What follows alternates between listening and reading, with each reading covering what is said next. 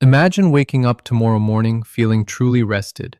Imagine opening your eyes and realizing you slept through the entire night without needing to get up, without that urgent feeling, and without the struggle to fall back asleep.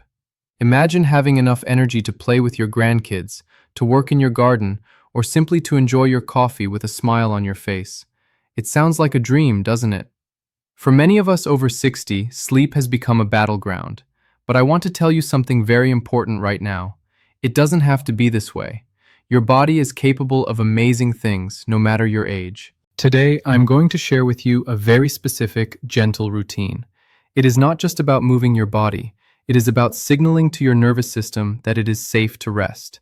We are going to go through 5 simple movements that you can do right on your bed or a sturdy chair. But that is not all. Stay with me until the very end of this video, because after our exercises, I am going to reveal a special bonus protocol. It includes 3 life-changing habits, including the famous 3-2-1 rule. I will explain exactly why you wake up at night and how a simple change in your evening routine can stop those nightly bathroom trips for good. There is a secret connection between your legs and your bladder that almost no one talks about, and today we are going to fix it together.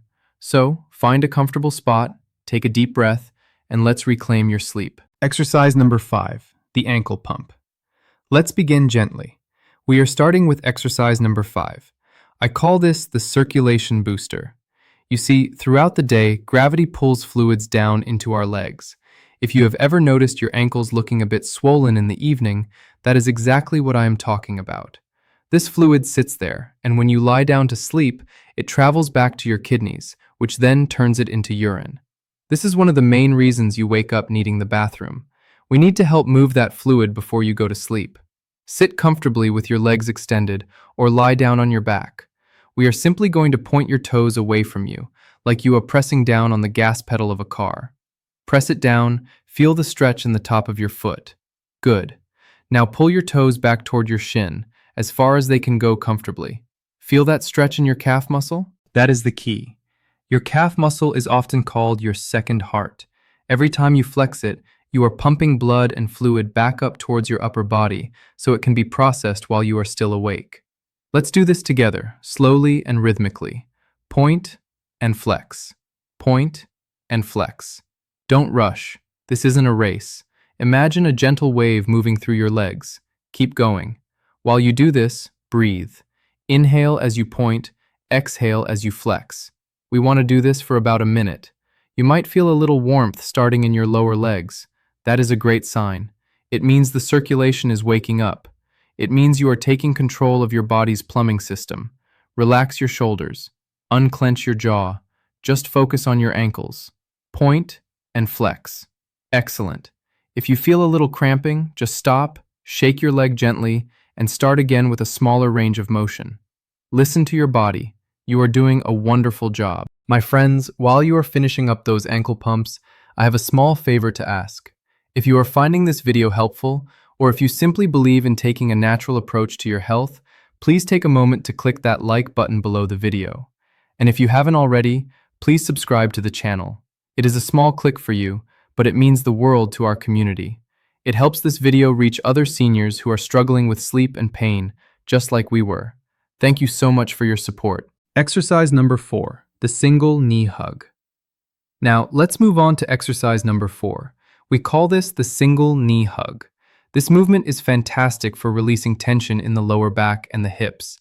You might be wondering, Dr. Thompson, what does my back have to do with my sleep? The answer is everything.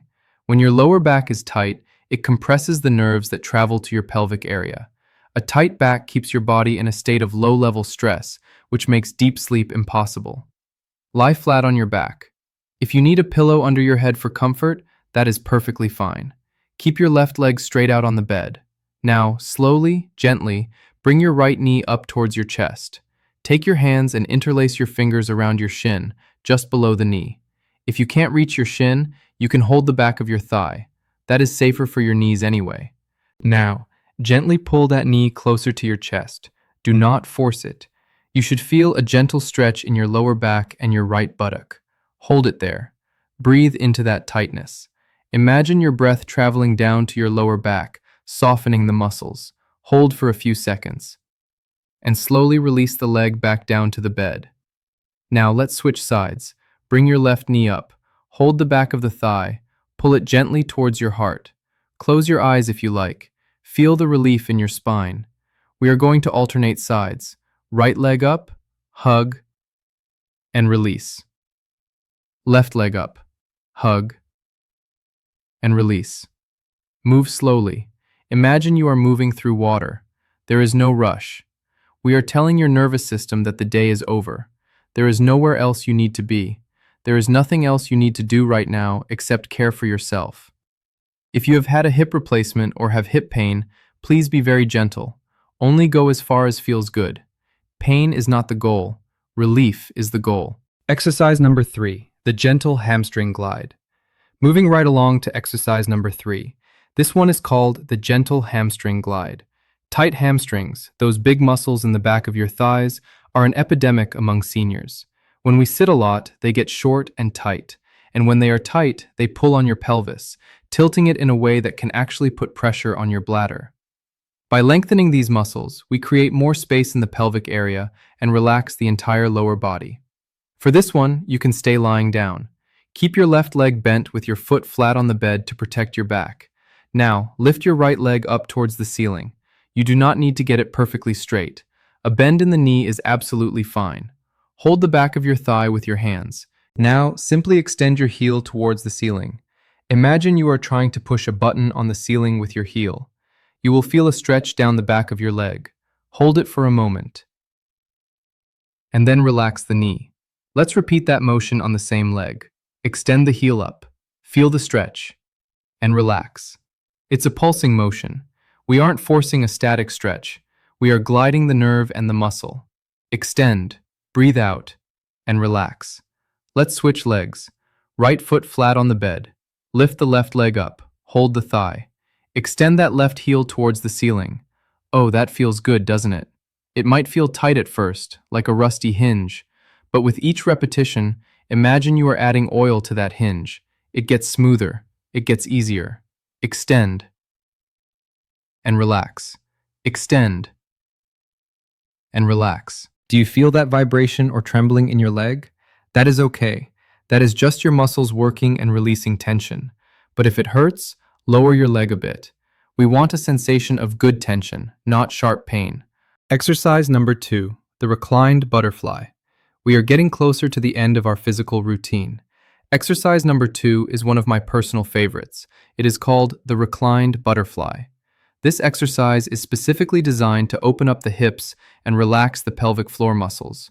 Many people don't realize that they hold stress in their pelvic floor. They are constantly clenching those muscles without even knowing it. This tension can mimic the urge to urinate and can wake you up at night. We need to learn how to let that go. Lie on your back. Bend your knees and bring your feet together so the soles of your feet are touching each other. Now slowly let your knees fall open to the sides, like the pages of a book opening up. You can place pillows under your knees for support if this feels too intense. In fact, I recommend using pillows. The goal here is not a deep stretch, but deep relaxation. If you are straining to hold your legs up, you aren't relaxing. So please, put a cushion under each knee so you can completely let go. Place your hands on your belly. Close your eyes. Just lie there. Let gravity do the work. Feel your inner thighs lengthening. Feel your hips opening. As you lie here, I want you to focus on your breathing. Inhale and feel your hands rise on your belly. Exhale and feel them fall. With every exhale, imagine the tension leaving your hips. Imagine it flowing out of your body and dissolving into the mattress. Say to yourself, I am letting go. This position is incredibly powerful for your nervous system. It shifts you from fight or flight mode into rest and digest mode. This is the state where healing happens. This is the state where deep sleep happens. Stay here for a few more breaths. Enjoy the stillness. You deserve this moment of peace. Before we move to our final, most important exercise and the bonus life hacks, I want to hear from you. I know we have a beautiful community here from all over the world. Please, pause the video for just a second and write in the comments, where are you watching from? Are you in Texas, London, Sydney, or maybe somewhere else? And please, If any of these exercises felt tricky, or if you have a specific question about your health, do not be shy. Ask me in the comments. I personally read through them, and I try to answer as many as I can. We are in this together, and I want to help you succeed. Exercise number 1, diaphragmatic breathing with leg elevation. And now we have arrived at exercise number 1. This is the final step in our physical routine, and it perfectly sets the stage for the life hacks we are about to discuss. This exercise is called diaphragmatic breathing with leg elevation. Remember we talked about fluid in the legs? This is the ultimate way to drain that fluid. You have a few options here. You can simply stack 2 or 3 pillows at the end of the bed and rest your calves on top of them. Or, if you are able, you can scoot close to a wall and rest your legs up against the wall. The goal is to have your feet higher than your heart. Once your legs are elevated, gravity immediately starts working for you. It pulls that lymph and blood out of your feet and ankles, sending it back to the core of your body to be processed. But we are going to add a secret ingredient: breathing. Place one hand on your chest and one hand on your stomach. I want you to breathe in slowly through your nose for a count of 4. 1, 2, 3, 4. Feel your stomach rise, pushing your hand up. Your chest should stay relatively still. Now hold that breath for a count of 2, and exhale slowly through your mouth, like you are blowing through a straw for a count of 6. 1, 2, 3, 4, 5, 6. Feel your stomach fall. Let's do it again. Inhale deep into the belly, fill up the balloon in your stomach, hold, and exhale slowly, pushing all the air out. This type of breathing stimulates the vagus nerve. This is the master switch for relaxation. Combined with the leg elevation, it is a powerful signal to your body that it is time to shut down. Do this for 2 or 3 minutes every night. It helps flush the fluid, it calms the mind, and it prepares the bladder for one last empty before bed. Congratulations on finishing the exercises. You have done a great job preparing your body physically. But as I promised, we need to address the hidden factors, the habits that might be sabotaging your sleep without you even knowing it. Here are the 3 life hacks that will help you fall asleep faster and stay asleep longer. Life hack number 1, the 3-2-1 rule. This is the golden rule. If you remember only one thing from today, let it be this. It is called the 3-2-1 rule. It is a simple countdown to better sleep. Number 3, 3 hours before bed, we stop eating. Why? Because digestion requires a huge amount of energy. If you eat a heavy meal or a late snack right before bed, your body is busy working to digest that food instead of resting. It raises your body temperature and keeps your metabolism active when it should be slowing down. I know late night snacking is tempting, but try to close the kitchen 3 hours before you plan to sleep. Number 2, 2 hours before bed, we stop drinking fluids. This is crucial for those of you waking up to use the bathroom. We need to give your kidneys a break. Stop drinking water, tea, or juice 2 hours before sleep. Now, I hear you asking, Dr. Thompson, what if I need to take my medication? Of course, that is an exception. A small sip of water to swallow your pills is absolutely fine, but no full glasses of water. I know this is hard at first. If 2 hours seems impossible, start with 1 hour. Then, next week, try an hour and a half. Gradually work your way up to the benchmark of 2 hours. Your bladder will thank you. Number 1, 1 hour before bed, we do our exercises. Remember the exercises we just learned? Ideally, you do them about 1 hour before you sleep. Why 1 hour? Because these exercises, especially the leg elevation, have a double effect. First, they relax your pelvic floor and leg muscles, removing physical tension. Second, and most importantly, they help that fluid we talked about drain from your legs back into your system. By doing this an hour before bed, you give your body time to process that fluid into urine. This means you can go to the bathroom one last time right before you turn off the lights, emptying your bladder completely. If you wait until you are already in bed to drain that fluid, your bladder will fill up while you are sleeping, and you will wake up at 2 a.m. If you don't have time for all 5 exercises, please, at the very least, do exercise number 5, the ankle pumps, and exercise number 4, the knee hugs. They are the most critical for this drainage effect. Life hack number 2, set the atmosphere. Now, let's talk about your environment. During your exercises and that final hour before bed, You need to set the stage. Turn on some relaxing music, something slow, instrumental, maybe some nature sounds like rain or ocean waves. This distracts your brain from worrying thoughts. And look at your lighting. Bright white lights tell your brain it is daytime. They block the production of melatonin, the sleep hormone. Switch off the main ceiling lights. Turn on a small lamp with a warm, yellowish bulb. Make your room dim and cozy. You want to mimic the sunset. This visual cue tells your ancient biology that the day is ending. Life hack number 3, the sleep diary. And finally, life hack number 3. This is for the scientists at heart. I want you to keep a simple journal or diary.